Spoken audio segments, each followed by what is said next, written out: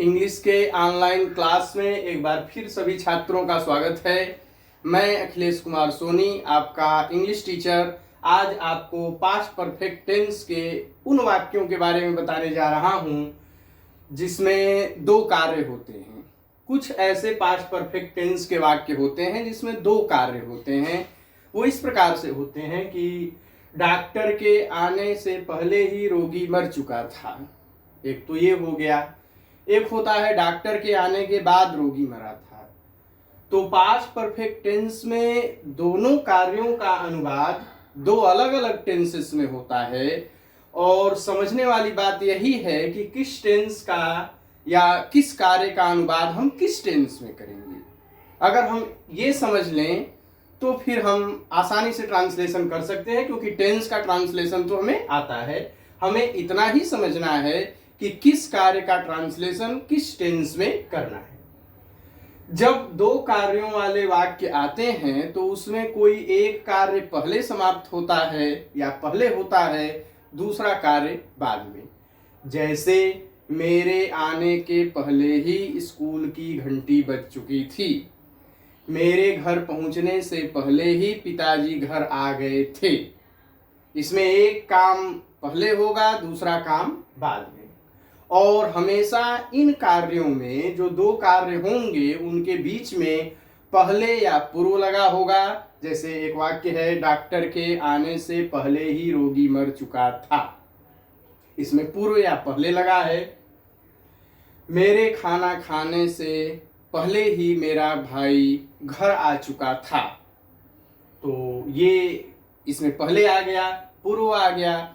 और एक ऐसा वाक्य होता है जिसमें बाद या पश्चात आता है। मेरे स्कूल पहुंचने के बाद सारे विद्यार्थी स्कूल आए थे। मेरे स्कूल जाने के बाद विद्यालय की घंटी बजी थी। तो बाद और पश्चात भी आता है, पूर्व तथा पहले भी आता है। अब हमें ट्रांसलेशन पर ध्यान देना है। पूर्व या पहले की अंग्रेजी बिफोर होता है, हम जानते हैं। बाद या पश्चात की अंग्रेजी आफ्टर होती है, AFTER, हम जानते हैं। तो कोई भी सेंटेंस जिसमें यदि पूर्व या पहले आएगा तो हम उसका ट्रांसलेशन कैसे करेंगे, इसके बारे में जरा देखते हैं।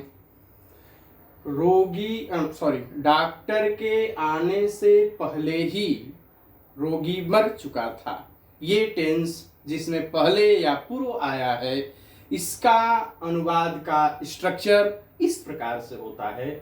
पास्ट परफेक्ट टेंस से अनुवाद शुरू करते हैं और पास्ट परफेक्ट टेंस के तहत उसी कार्य का अनुवाद करते हैं जो कार्य पहले हुआ होता है। जैसे डॉक्टर के आने से पहले ही रोगी मर चुका था, तो इसमें पहले कौन कार्य हुआ है? रोगी के मरने का।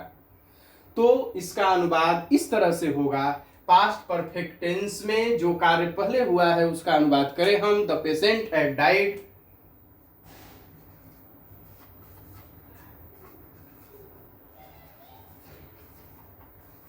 द पेशेंट हैड डाइड, हम ये करेंगे। जो कार्य पहले होगा उसको पास्ट परफेक्ट टेंस में हम अनुवादित करके वाक्य में सबसे पहले लिख देंगे।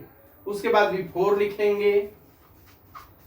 तत्पश्चात जो कार्य बाद में हुआ है, अब जो कार्य बचता है वही बाद में हुआ है, क्योंकि दो ही कार्य होते ही हैं।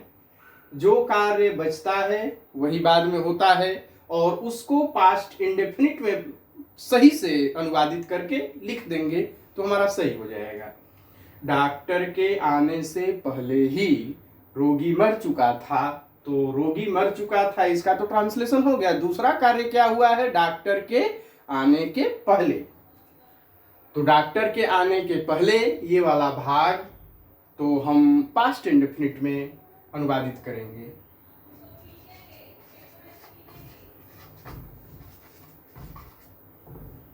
इस तरह से फिर से ध्यान दें, जो कार्य पहले होगा उसको पास्ट परफेक्ट टेंस में बनाएंगे, जो कार्य बाद में होगा उसको पास्ट इंडेफिनिट में बनाएंगे। लेकिन यदि दोनों कार्यों के बीच पहले या पूर्व आया है तो हम इस संरचना का यूज करेंगे।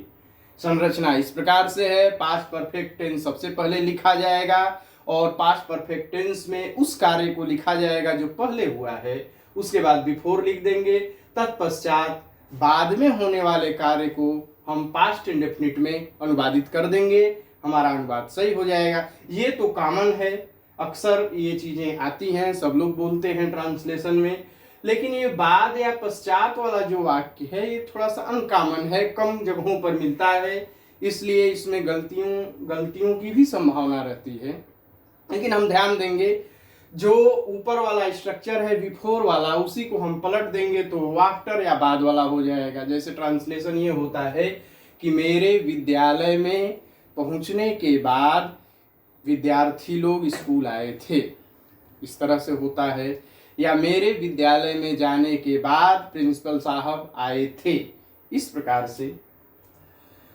तो पास्ट इंडेफिनिट में उसका ट्रांसलेशन हो, जैसे हम एक ठो वाक्य ले लेते हैं कि मेरे घर जाने के बाद मेरा भाई आया था। मेरे घर जाने के बाद मेरा भाई आया था।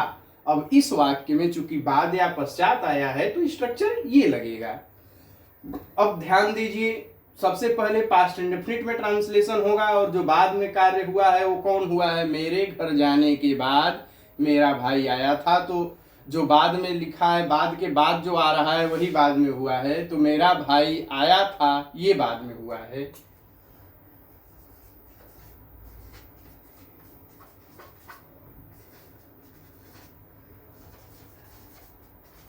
तो जो कार्य बाद में हुआ है उसको हम पास्ट इंडेफिनिट में अनुवादित कर देंगे, आफ्टर लिख देंगे। उसके बाद जो कार्य बचता है वही पहले हुआ है, उसको हम लिख देंगे पास्ट परफेक्ट में, हमारा सही हो जाएगा। तो मेरे आने के बाद मेरा भाई आया था, ऐसा था, तो आफ्टर आई हैड कम कर देंगे, इस प्रकार से। बस ध्यान इतना देना है कि पूर्व या पहले आएगा तो ये स्ट्रक्चर लगेगा, और बाद या पश्चात आएगा तो ये स्ट्रक्चर लगेगा। जितना भी हम वाक्य चाहें बना सकते हैं। इसमें इसका वाक्य सुनिए, मेरे स्कूल पहुंचने के बाद चपरासी ने घंटी बजाई थी। The peon rang the bell after I had reached the school. The peon rang the bell after I had reached the school. मेरे विद्यालय पहुंचने के बाद चपरासी ने घंटी बजाई थी। इसका ये एक और एग्जाम्पल हो गया। ये वाला एग्जाम्पल तो कॉमन है, बहुत ज्यादा चलन में है, लोग हमेशा बोलते हैं। मेरे स्कूल पहुंचने से पहले ही सारे विद्यार्थी आ चुके थे। All the students had come to school before I reached the school. इस प्रकार से तो ध्यान देंगे, यही है स्ट्रक्चर। और अगर हम इस स्ट्रक्चर का सही से इस्तेमाल करेंगे तो गलती होने की संभावना कम से कम है। धन्यवाद।